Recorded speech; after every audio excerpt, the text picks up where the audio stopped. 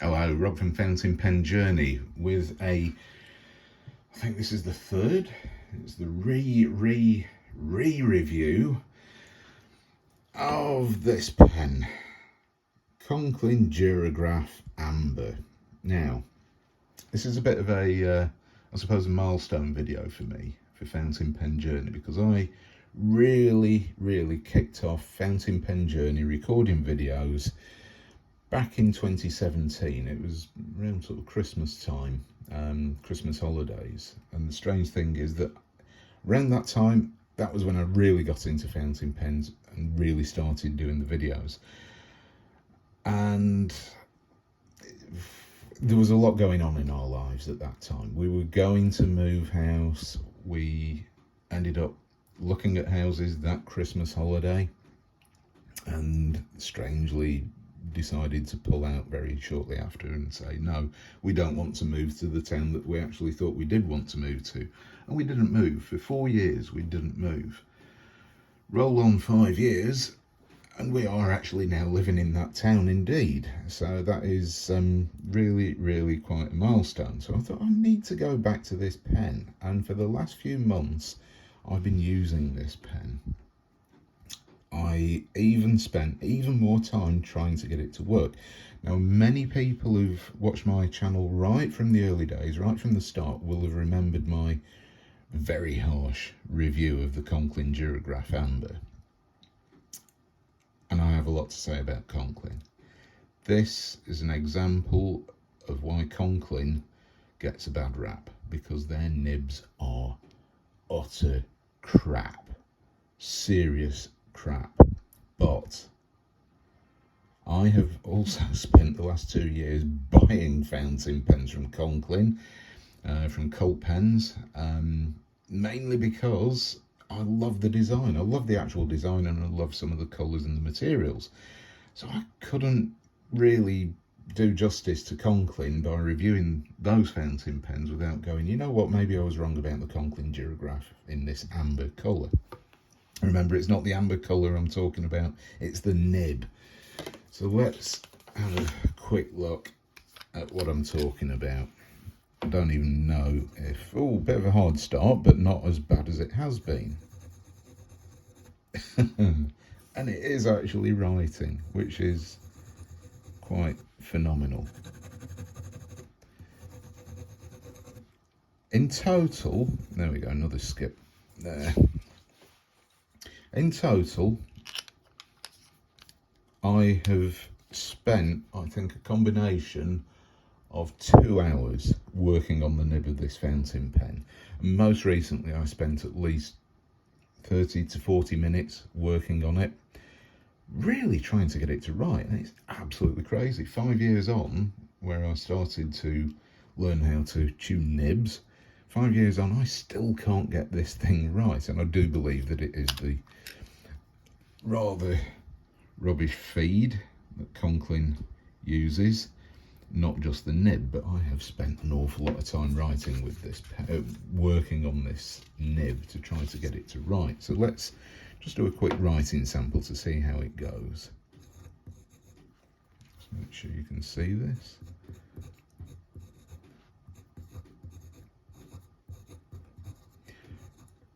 This is a medium nib. It's the medium steel standard Conklin nib with its crescent shaped breather hole there. Excuse my rather dodgy writing.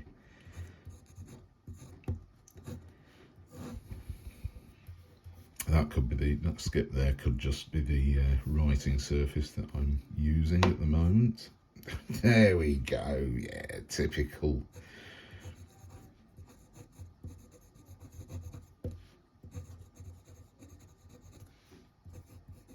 There we go, another skip.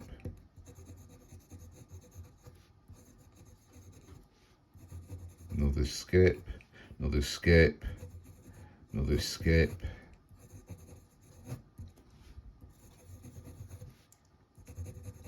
Skip. But it lays down, when it's going, when it's actually writing, it lays down ink absolutely fine. This ink is Diamine Red Dragon.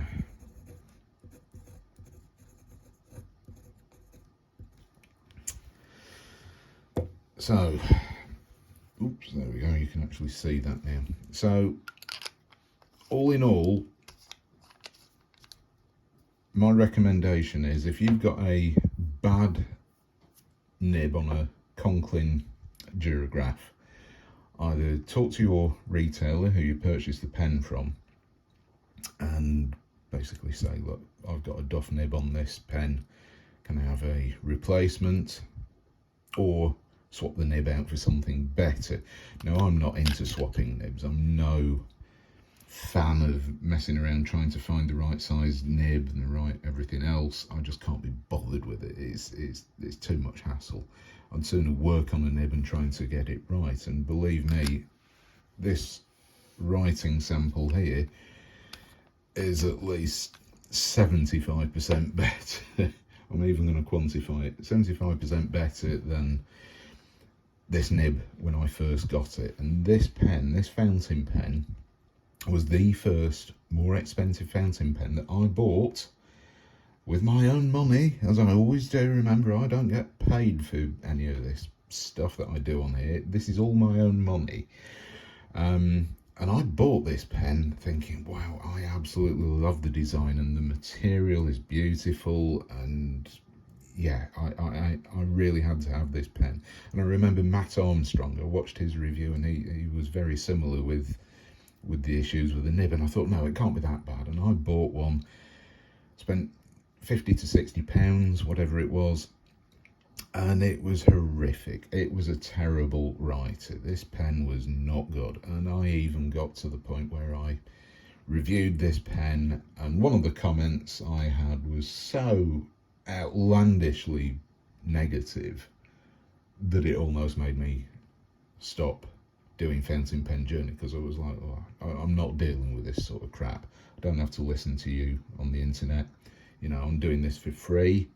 I don't get paid to do this. I spend my own money for you to watch videos, and if nobody wants to watch my videos, then quite honestly, nobody gets to see them, and I just buy pens and enjoy myself. So yeah, that video created some issues, but it's still up because I thought, you know what, people do need to know what I actually think, and my reviews are unbiased. And if I think a fountain pen is absolute rubbish, I'm going to say it's rubbish. So I still stand by the fact that the amount of effort and work I've put into this nib on this particular Conklin pen, I wouldn't recommend it. I mean, if you're happy to swap the nib out and spend that extra money, or spend time trying to get the nib right, then yeah, fine, by all means, just for the beauty of this pen. But that's not to say that I hate Conklin, because I have bought many of their pens in the last 2 years, and they've been really, really good writers. So hopefully they have stepped up their quality control after many years of bad press. I know that I asked Cult Pens before I ordered a Conklin fountain pen from them, and I said, look, before I buy this, can you guarantee that the nibs are any good, that are actually workable, usable on Conklin fountain pens? And they were like, yeah, we can confirm that the nibs are good, don't worry, and if you have any issues with it, you can just return it to us. And I thought, well, fair enough. So yeah, no further issues with Conklin nibs. So hopefully this whole chapter is now behind us. So there we go, re-review of the Conklin Duragraph Amber fountain pen. And I still like the look of the pen, and I will still persevere with it, even though it's not the best writer. So thank you very much for watching. I'll see you next time. Bye.